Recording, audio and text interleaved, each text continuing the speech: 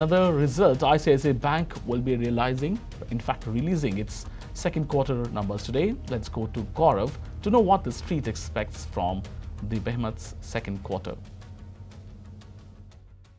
After the negative pressure that we have seen in the banking segment, when it comes to ICICI Bank, investors are expecting some kind of relief from this counter. And the reason why they're expecting is that when we talk about advances and deposits, they're expecting a healthy growth which could be higher than the peers. And that is the reason why we may see a little bit of uptick of around 4% on a sequential basis in terms of advances and deposits from ICICI Bank. And as a result, when we talk about net interest income, we may see a growth of around 9% on a YY basis.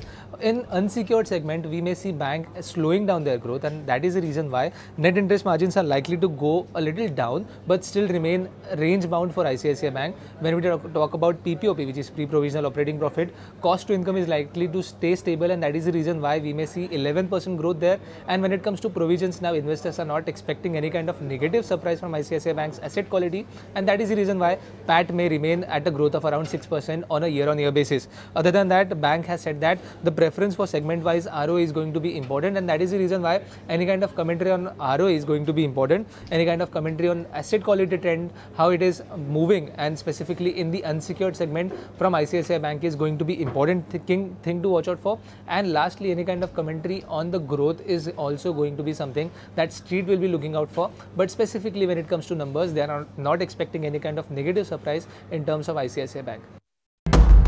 There comes a time when your heart calls for you to arise. Plant your feet solid into the ground.